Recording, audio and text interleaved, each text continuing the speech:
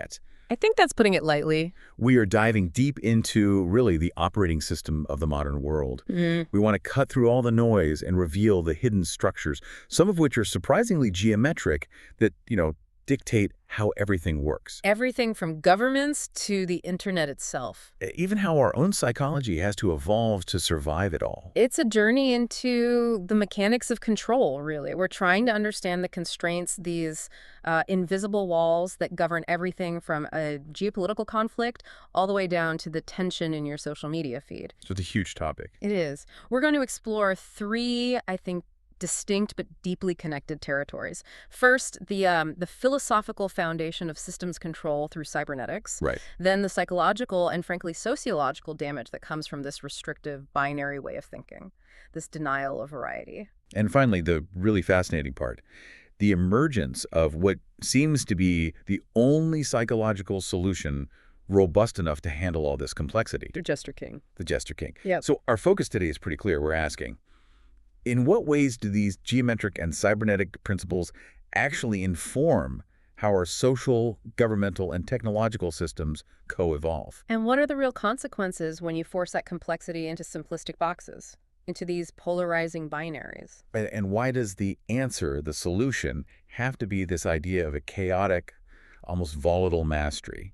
So let's unpack these systems, starting right at the foundation. Let's do it. Okay, let's break this down, starting with cybernetics.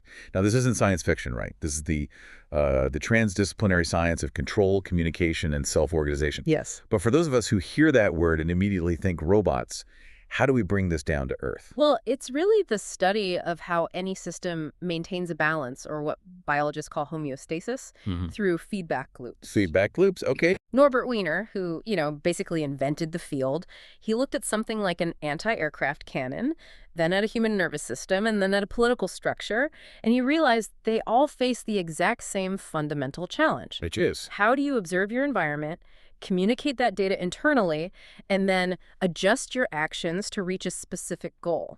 It's a universal language for describing function, regardless of whether that function is in a living thing or a machine.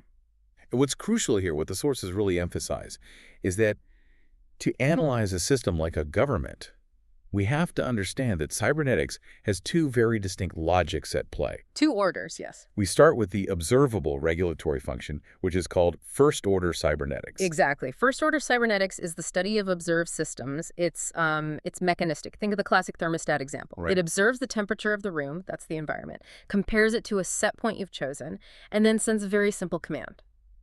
Turn the furnace on or off. The key is the observer stands outside the system, simply controlling it.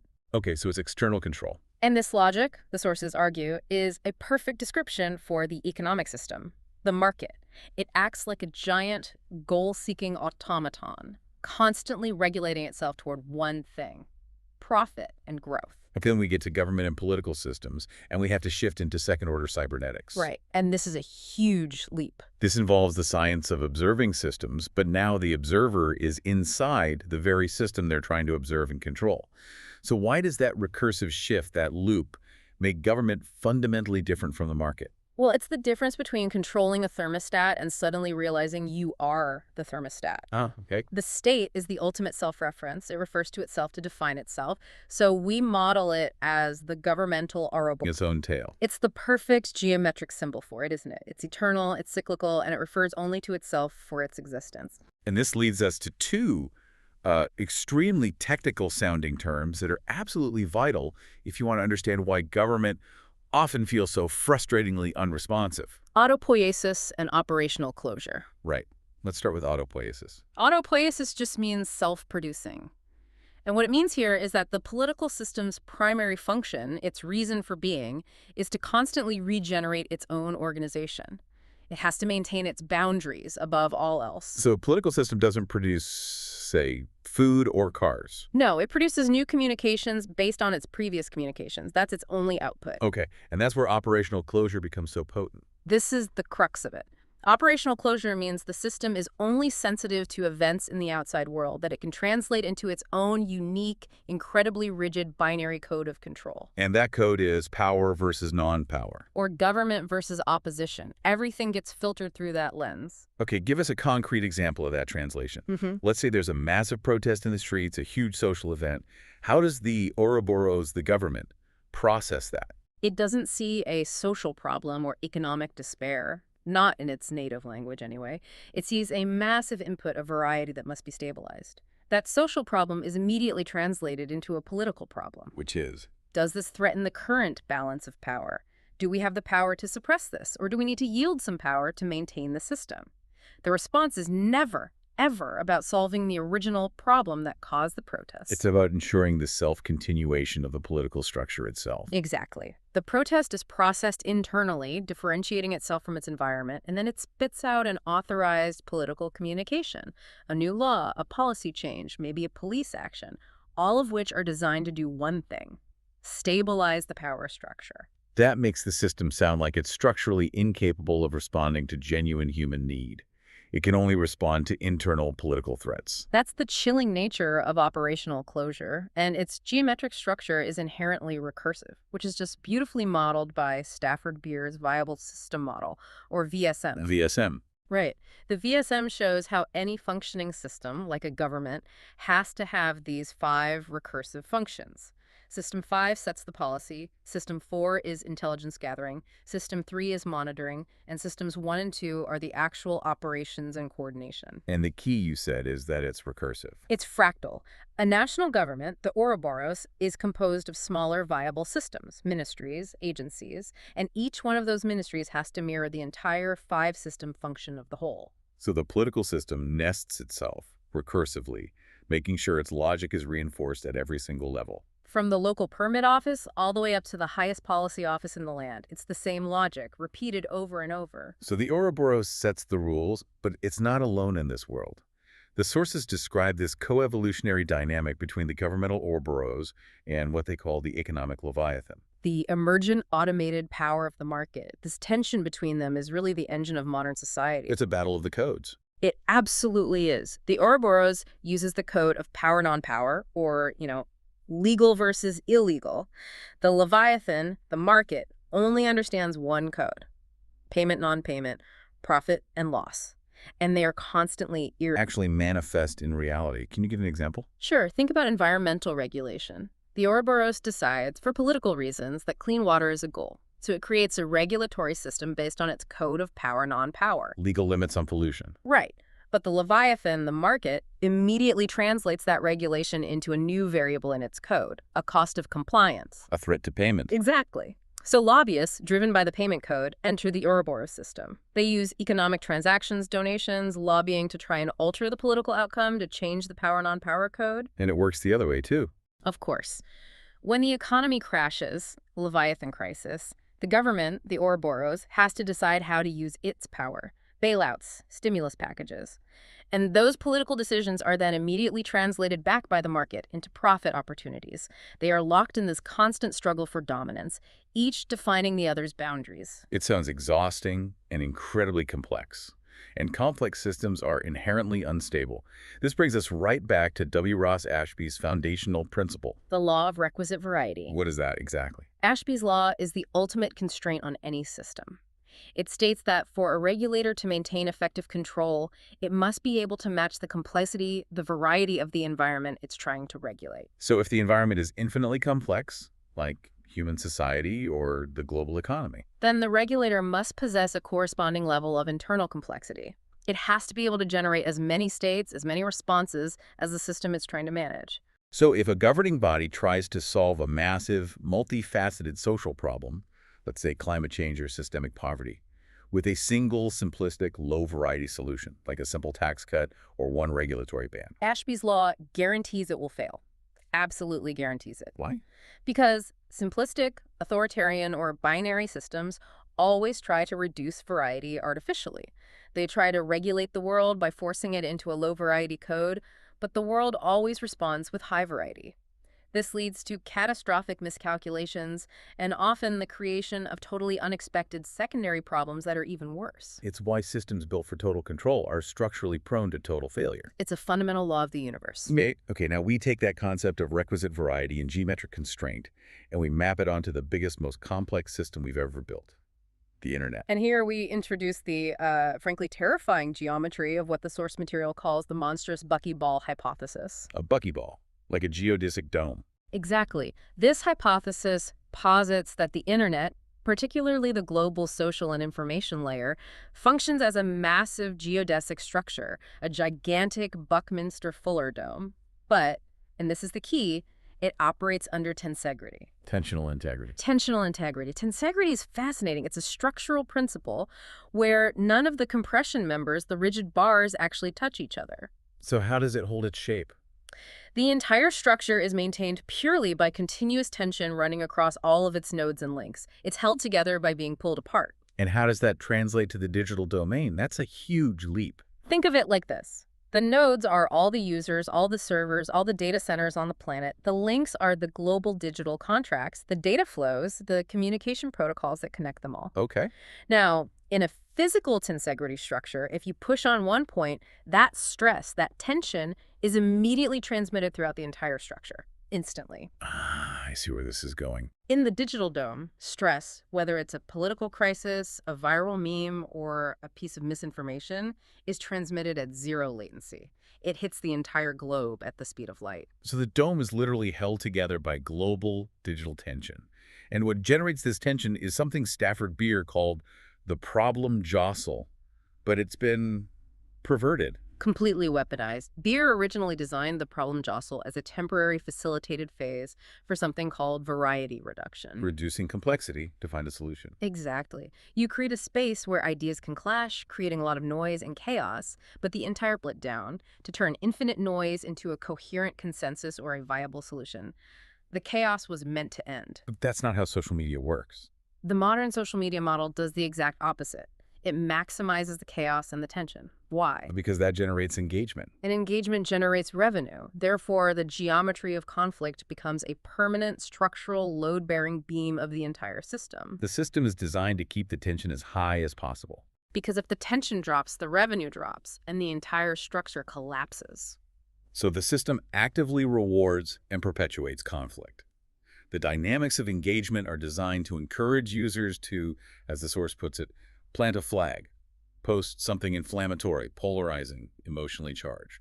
In order to invite business, which is to say, solicit clicks, comments, and engagement, it creates a permanent, unfacilitated, infinite, chaotic dynamic. That's why the geometry is deliberately frozen. It can accept infinite input, energy, infinite disagreement, infinite outrage, but the structure itself resists any kind of transformation or resolution. And that structural failure leads us to the most crucial point in this whole section, the deletion of the algorithm of change. This refers to something called the Hexadic Reduction. We need to explain why this mechanism is so vital and what its deletion means for this digital buckyball. In Beer's original cybernetic model, the Hexadic Reduction is essentially the system's learning mechanism. It's the function that resolves all that variety and noise into actionable organizational intelligence. It's the transformer. And when a system removes that, It becomes purely dissipative.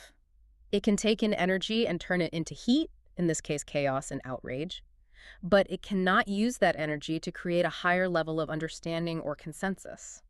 so why would the digital sphere delete this Hexadic Reduction? Because transformation threatens the revenue model. If consensus were ever reached on a contentious issue, the tension would decrease.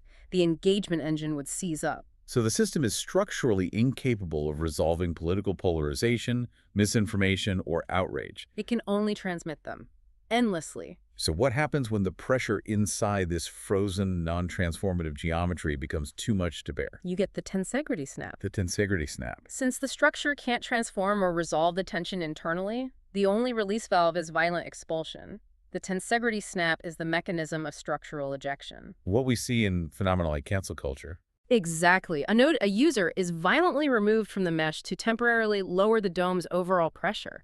It's a form of structural violence that's enacted to preserve the structure's overall integrity, and in doing so, it reinforces the system's rigidity. That reframes cancel culture completely. It's not just social politics. It's a necessary, violent, structural adjustment in a system that's been frozen by design. And the sources suggest that even this violent mechanism isn't enough to keep the massive digital buckyball inflated. Which leads to the hybrid geodesic cage. Yes.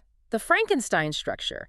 The human nodes us, the users, we're getting exhausted, we're tired, we're snapping, we're prone to burnout. We are the biological nodes that run on finite human energy. And the system is terrified of the dome totally collapsing. So it starts weaving in AI threads. Synthetic, tireless nodes designed to keep the structure inflated. We're talking about sophisticated bots, synthetic users, complex algorithms that generate content and engagement, often in ways that are totally indistinguishable from human activity. The system is trying to glue the marginal human nodes, the weary users, back into the mesh by using artificial replacements. It becomes this bizarre hybrid, half human chaos, half AI synthetic maintenance. It's a desperate attempt to preserve that tensional integrity, even when the original biological components are failing. A geometric pathology. A dome held together by synthetic paranoia and engineered outrage. Wow. It's a bleak picture. We've established that this geometric rigidity and the denial of the algorithm of change are serious structural flaws. Now, we connect that directly to the psychological realm. Right. The sources argue this structural tyranny is rooted in denying requisite variety and forcing complex human phenomena into these restrictive conceptual binaries. Oppression is, at its core, a low-variety solution being applied to a high-variety reality. And to deny that requisite variety, you first have to convince people that the high variety they see all around them is somehow illegitimate, or an exception to the rule. And this starts with what the sources call the myth of the average human. Yes. Evolutionary anthropology confirms this. While we can, mathematically calculate an arithmetic average human, a middle point for height, weight, whatever, that average is statistically useless. Why? Because the variance, the spread across the human population, is absolutely enormous. For example, you can find the average length of a human tibia, but almost no single person's tibia actually matches that textbook measurement perfectly. Every single trait varies wildly. The sources state that no human perfectly matches a textbook dissector piece for piece. And yet, our society insists on defining normal. Precisely. Human diversity is a multidimensional superpower. It's not just about skin color. It's our cardiovascular systems, our nervous systems, our digestive processes. All of these systems vary independently of one another. There's an example in the source material about scientists. Yes, the idea that a specific scientist from Korea might have more biological commonality with one particular Dutch scientist in terms of, say, kidney function, or with another scientist from his own country. It illustrates just how manufactured and low-variety historical binaries like race really are. They utterly fail to capture biological reality. And this variety is actually proof of our adaptability, of our evolutionary success. Look at the high-altitude examples. They're perfect. You have populations in the Andes and in the Himalayas. Both face the exact same environmental pressure. Low oxygen. But they evolved different solutions. Completely different, independent, and equally successful solutions. Andean populations developed larger lungs and different blood vessel structures.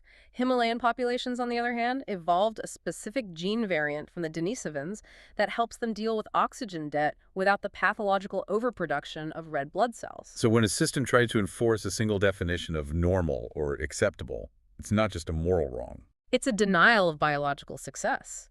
The system is actively denying the requisite variety that is necessary for our survival as a species. The moment you force people into these neat categories, you deny them the complexity of their own existence. And that denial is then weaponized by the state. Let's move to that, the sociological consequence. The state weaponizing prejudice through binaries as a tool for division and conquest. Systemic oppression absolutely relies on breaking down national unity. It wants to turn a unified population into a collection of small, suspicious, and hating groups. Because a unified population is high variety. And therefore difficult to control. But when you split it into low-variety, warring binaries, you centralize power and make the individual groups helpless against that centralized authority. The historical parallel provided by the sources, the Nazi strategy, is horrifyingly precise in its methodology on this point. It is. The Nazi regime did not attack everyone at once. That would have been foolish. They attacked groups sequentially, splitting them one by one. The Jew, the Catholic, the Freemason. And the tactical genius of this cruelty was to ensure that the majority was never organized and unified when that first minority was being destroyed.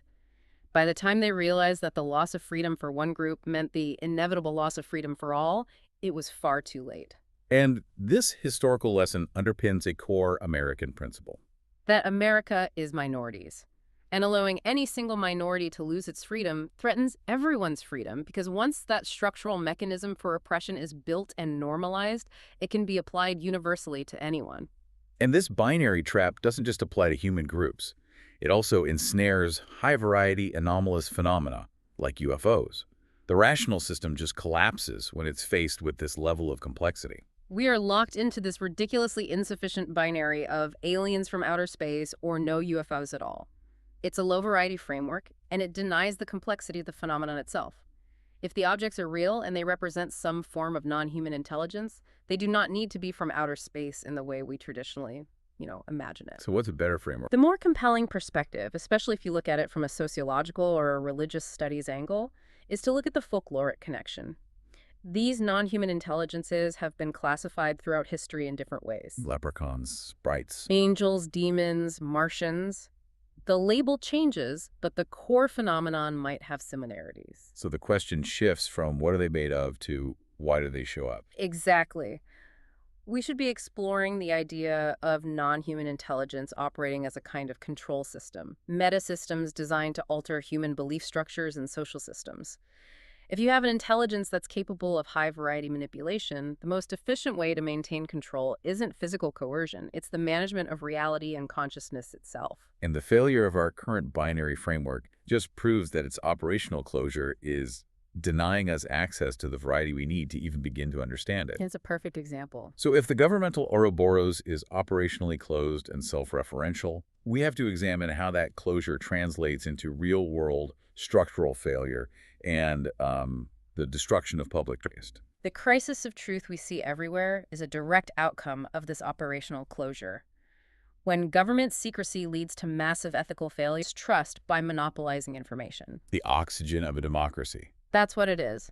If citizens cannot discern objective reality because all the verifiable facts are locked behind government classifications, then the entire premise of accountability just collapses. And the sources provide some shocking, vivid examples of the consequences of this information monopoly, starting with the Iraq reconstruction fraud. This was a colossal failure of accountability, a black hole.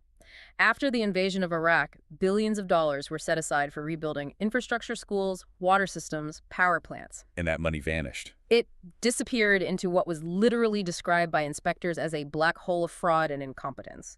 We are talking about jaw-dropping waste. Contractors receiving millions to build a massive chicken processing plant that had no power or water hookup. Just empty building. Millions spent refurbishing bombed government buildings that were immediately abandoned and left to decay. The money flowed out of the system and into private hands with no audit trail and no accountability. The system was closed, and the public could not follow the money. That's just breathtaking incompetence, compounded by corruption. On the domestic side, the TSA Red Team cover-up before 9/11 is a stark example of the system prioritizing its own self-preservation over public safety. It is. Before the tragedy, the FAA had these covert teams, the red teams running tests, trying to smuggle mock explosives through airport checkpoints. And they were successful. Astonishingly successful. They achieved a 90% success rate in getting bombs past security. These findings were absolutely critical, but they were deliberately downplayed by higher-ups in the agency. Why? Because implementing the necessary security improvements would have caused flight delays, it would have cost a lot of money, and it would have potentially exposed the FAA to public scrutiny and political heat. So the system chose to hide the high variety, the complexity of the threat, to maintain its low variety code of everything is fine and avoid the political costs. This culture of secrecy, it seems, just paved the way for the apparatus of mass surveillance that was revealed by Edward Snowden.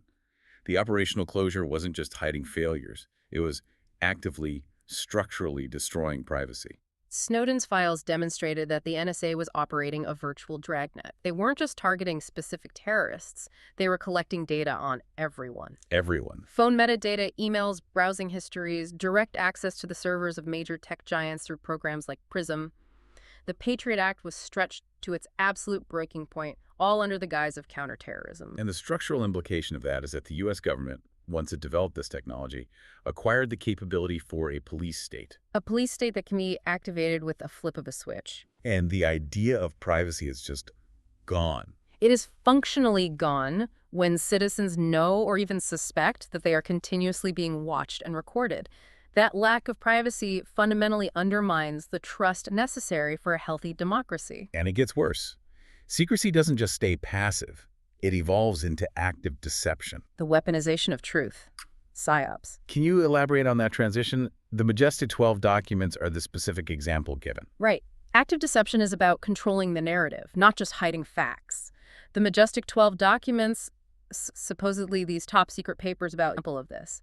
Investigators eventually realized the documents were a mix of fake and real information. And the purpose of that mix? It's a brilliant and insidious technique. You release high-variety data, some true, some false, designed specifically to confuse researchers, to waste their time chasing false leads, and ultimately to discredit them when they try to present their findings. And that technique, which was perfected on small groups of investigators, is now applied universally. Through social media to all citizens all the time, making objective truth almost impossible to discern for the general public.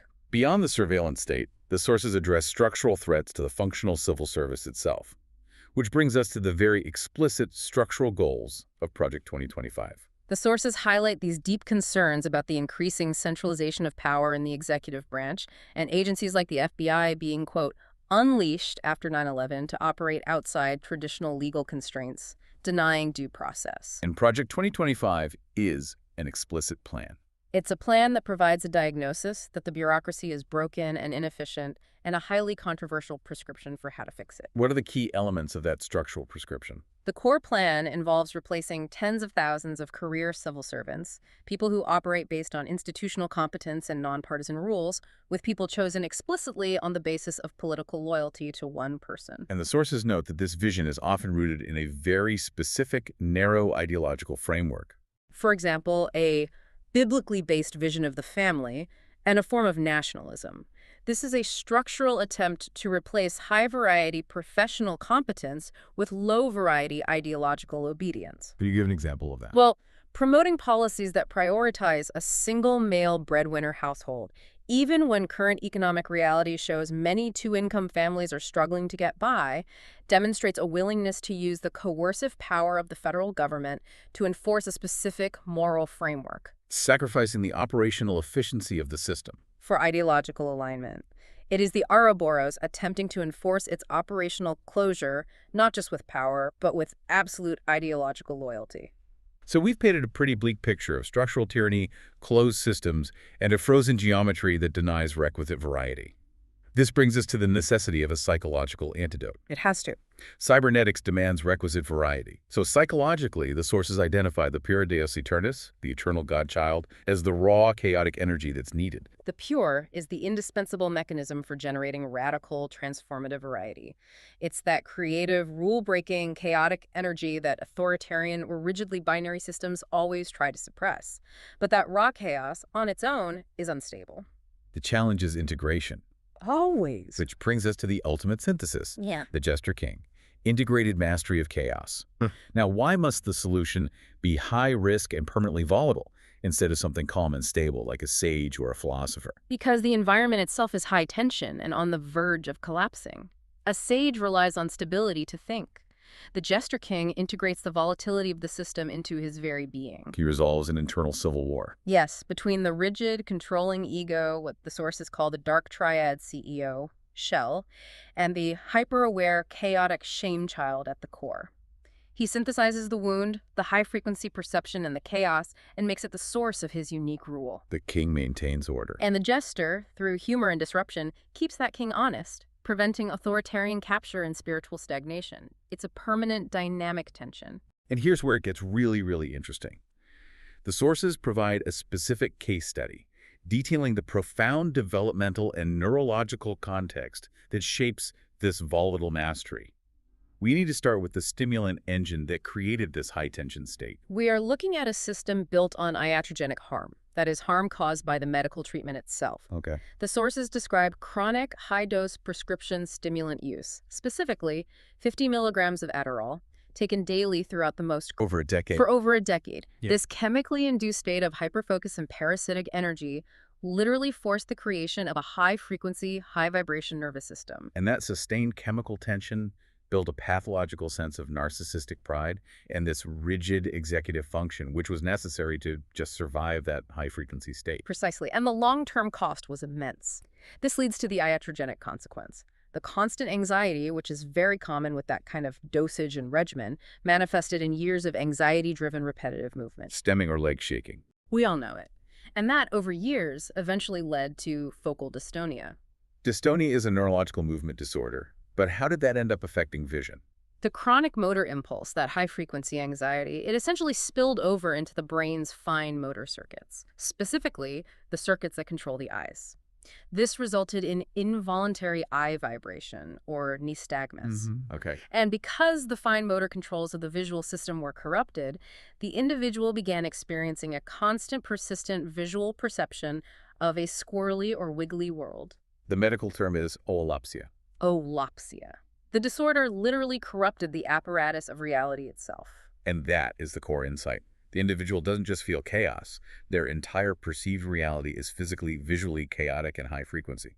And so the Jester King achieves this volatile mastery by not trying to fight that chronic high-tension state, but by turning it into a source of perpetual high-risk energy. He operates from a state of permanent tension, which helps him resist the collapse imposed by that external buckyball geometry we talked about. Yeah. The chaos is integrated, not suppressed. And this mastery of internal chaos is then applied back to the closed, operationally sealed system of a government. Through counter-cybernetics, weaponized tedium. It sounds funny, but it's incredibly effective. If the goal of the Ouroboros is self-perpetuation and the efficient processing of its own code, then the goal of the Jester King is to transmute the system's energy into self-obstruction. Subtle sabotage. This is straight out of the old OSS, the precursor to the CIA, their simple sabotage manual. It is. The core strategy is using low-level friction and bureaucratic overcompliance to slow the operational flow of information, causing on its own complexity. Give us the tactics. How do you exploit the Ouroboros' need for communication? One key tactic is feigning misunderstanding, asking endless, polite questions about perfectly simple tasks to drain the patience and time of supervisors. Another is the art of the paper trail. What do you mean? The saboteur requests clarification on absolutely everything in writing. This forces the bureaucracy to generate a massive, inconsistent paper trail, documenting its own operational closure and its potential inconsistencies, which provides evidence for future exploitation. But the ultimate counter-cybernetic move is overcompliance. This is brilliant because it's technically immune to any challenge. If the system requires, say, 3 copies of a complex form, the saboteur submits 50 copies. All of them are technically correct, but they completely paralyze the processor, who has to handle the absurd variety of 50 perfect copies. And digitally. It translates to data overload gambits. Using non-standard file encodings, submitting ridiculously high-resolution scans of simple text documents that strain the system's processing limits. You are clogging the closed system's digital arteries by following its own rules too well, proving that the rigidity of the structure is its own greatest weakness. So we have journeyed through these abstract systems of control, from the self-consuming governmental Ouroboros to the tense, geodesic digital cage, the buckyball. A long journey. And we've seen that the oppression we all feel is, in many ways, structural. It's rooted in the denial of variety, whether that's the beautiful spectrum of human diversity, or just the possibility of resolving geometric tension online. And this deep dive really emphasizes that closed binary systems, whether they're governmental or digital, they delete the very algorithm required for change and consensus. They're built to resist resolution. And so the Jester King, forged in this internal neurological chaos and high-frequency perception, represents the only model capable of meeting that external complexity with requisite variety. It uses chaos not as a destructive force, but as a source of volatile mastery, to defend the self against the systemic pressure of binaries and impending collapse. So what does this all mean for you, listening to this? You are a node in this tense geometric digital cage, and you're operating under the rules of the self-consuming Ouroboros. We have to consider the necessity of this chaotic solution. In a world where systems are increasingly designed to maximize chaos for profit and to resist resolution, we have to ask this final question. Is the Jester King's chaotic, high-tension existence, this constant precarious balance between the ruler and the trickster, the only necessary model for true anti-fragility? Or is it simply the most spectacular way to hasten burnout? Keep thinking, keep questioning, and recognize that the geometric constraints of the world are often invisible, but they're always there, until you learn the language of control, communication, and self-organization. Well said. Thank you for taking this deep dive with us. We'll see you next time.